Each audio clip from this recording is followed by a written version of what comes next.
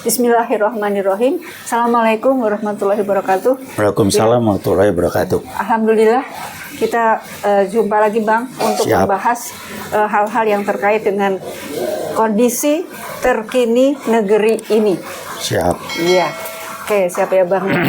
Kondisi terkini negeri terutama 10 tahun dengan negeri ini, terutama perilaku mantan presiden yang ke nomor 27 itu yang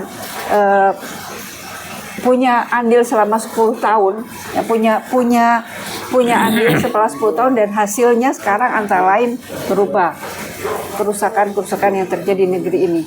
Konsekuensinya adalah bagi presiden saat ini. Ya, mungkin kita mulai membahas perilaku yang lalu, perilaku presiden ke-7 itu Bang. Ya. Kerusakan yang dibuat oleh presiden ke-7 itu yang sekarang menjadi pekerjaan rumah ya, yang amat sangat dahsyat bagi presiden saat ini. Mungkin Abang bisa mulai dari mana, silahkan. Iya, saya melihatnya sederhana lah. Kerusakan alam, banjir luar biasa, itu adalah hasil investasi 10 tahun selama Jokowi mimpin. Hasilnya sekarang kelihatan. Dia jual konsesi buat pribadi dia, dapat duit segala macam dia jual makanya nggak heran kalau dia menjadi orang yang nomor 2 atau nomor 3 sebagai presiden yang terkorup di dunia. saya ngomong nah ini buktinya itu. Nah kemudian dia jual konsesi. Orang ini otaknya kebo, ya bego, tapi akalnya banyak, licik lihai. Jadi kalau ngomong otak konsep untuk negara masa nggak ada. Dia kalau ngerusak ya bagaimana gue dapat duit. Nah anaknya nular sama kan, berbohong apa? Sekolahnya nggak jelas, sama kayak bapaknya. Jadi Jokowi ini tidak termasuk orang dalam kelompok orang yang keluarganya itu bukan keluarga yang menjadikan pendidikan sekolah pendidikan itu sesuatu yang penting, enggak. Maka si Fufu Papa cuma hai lulusan SMA pun enggak. Dan Jokowi barangkali jadi bangga, gue nggak lulus sarjana segala macam, gue bisa begini main sama Pratikno yang ngarang mengendalikan Ova Emilia UGM. Dia bilang lah Jokowi kuliah di UGM dari mana? Jokowi tidak pernah kuliah di UGM. Ya, ada videonya sebelum rame-rame. IPK saya kurang dari 2. Nggak mungkin kalau dia kuliah. Apalagi di UGM diterima kalau IPK kurang dari 2. Jadi saya mau ingatkan itu yang pertama. Kedua, waktu dia jadi wali kota, dia ngomong nggak dia lulusan UGM? Nggak pernah. Surakarta, Dokter Andes. Kok sekarang dia ngomong UGM? Jadi tolonglah kita berpikir komprehensif, menyeluruh, lihat keterkaitan itu, bohongnya seperti begitu. Nah kita kan reaktif, cuma membahas apa yang muncul. Tapi di belakangnya sampai dia ngomong begitu, kenapa nggak pernah kita pelajari? Jadi jelas Jokowi itu pembohong nomor 1 di Republik ini sebagai presiden atau mantan presiden. Bahwa dia nomor 2 presiden yang terkorup di dunia atau nomor 3, ya itu sih urusan lagi. Pembohongnya pun demikian. Saya punya daftar bohongnya. Bagian dia janji, dia ngomong, saya punya daftar bohongnya. Yang jelas saja dia ngomong kita nggak perlu impor, kita ini importnya jalan tipu. Jadi berbohong, ini kalau saya ngomong dari brand and mind management ya, berbohong itu buat Jokowi sebagai sesuatu yang biasa. Jadi jujur itu buat dia nggak penting. Ini mindset dari nilai-nilai hidupnya, gambarannya seperti itu. Dia konsep nggak ada tapi akalnya banyak. Licik. Nah, akal itu kalau yang negatif ya kita bilang kelicikannya banyak. Jadi ya udahlah, emang dia seperti itu. Buktinya anak aja sekolah SMA enggak, mau bohong lagi. Dari mana?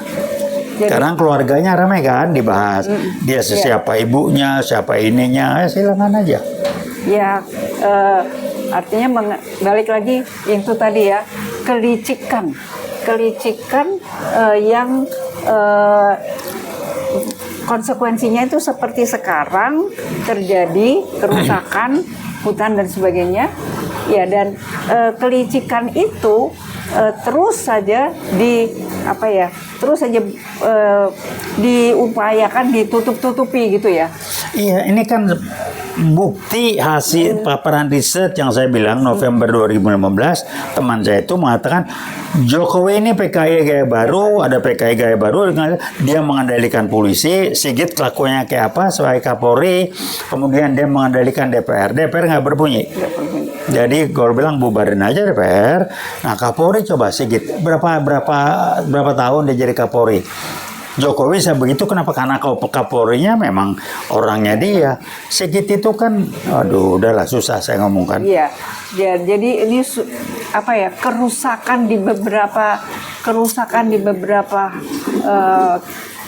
bidang ya, yang dampaknya itu amat sangat luas ya untuk kita semuanya, untuk kedaulatan negeri ini ya. Dan sekarang yang presiden sekarang yang harus membenahi mulai dari manakah itu gitu, yang paling krusial saat ini. Jadi kalau kita pastiin confirm dulu bahwa PKI gaya baru bermain, Jokowi jadi ujung tombaknya, dia ngacak-ngacak negara diamburadulin, terus dia ngumpulin duit buat pribadi dia, rencana ngebangun rumah segala macam yang luar biasa. Itu satu, dia ngumpulin duit.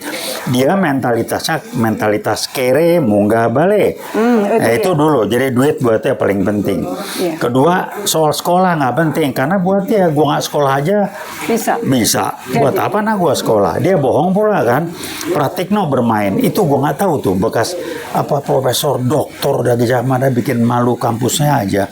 Bisa jadi main-mainin Jokowi, kuliah di UGM segala macam. Orang Jokowi nggak kuliah, dari mana UGM? Jadi Pratikno ngilang sekarang. Nah, itu dia. Jadi artinya ada yang mendukung, sementara yang mendukung itu adalah mantan rektor, bukan orang. Iya, bukannya mendukung, sedang mendukung, disetel oleh kelompok PKI gaya baru lewat Jokowi ini. Jadi si Pratikno ini dipakai oleh PKI gaya baru untuk mengesahkan, mengkuatkan bahwa Jokowi itu segala macam itu maunya dia. Ini contoh yang ingin sampaikan apa? Tolong masyarakat kita sebagai bangsa publik, kita belajar. Jangan lagi kita membiarkan PKI gaya baru dalam contoh seperti Jokowi ini bermain ngerusak bangsa ini. Generasi muda dimainin, dan di sisi lain dia membuat generasi muda tidak peduli, tidak menganggap ini penting. Dia bermain ini segala macam. Merusak dan sama sekali tidak. Ya, artinya merusak nilai-nilai yang seharusnya dipertahankan, dijaga. Ya, nah ini contoh soal ya. Mari kita pelajarin Pancasila. Nilai-nilai Pancasila itu ada 5 nilai-nilai utama, primary values. Tidak ada nilai-nilai Pancasila berbicara demokrasi, nggak ada. Yang ada musyawarah mufakat lewat bla bla bla. Nggak ada demokrasi. Nih ngomong, demokrasi. Lu ngerti nggak yang ngomongin? Pancasila tidak mengenal demokrasi. Musyawarah mufakat, nggak ada. Demokrasi itu budaya Barat. Kita nggak kenal itu. Ini ngomong demokrasi dari mana? Demokrasi. Jadi orang yang nggak ngerti Pancasila. Jadi ngomong sibuk demokrasi. Apa sih demokrasi? Pelajarinlah Pancasila tuh, 5 silanya, ketuhanan Maha Esa dan seterusnya. Ada nggak demokrasi itu? Nggak ada. Jadi ya inilah. Jadi bangsa ini bangsa yang tidak mau belajar, reaktif, ikut-ikutan. Kalau nggak ikut-ikutan rasanya nggak hebat. Sorry. Kami ingin meluruskan, UIWEK tidak bisa mendiamkan ini. Ikut-ikutan itu tadi. Ya, ikut-ikutan tanpa ngerti. Kita nggak ada Pancasila mau demokrasi, itu Barat.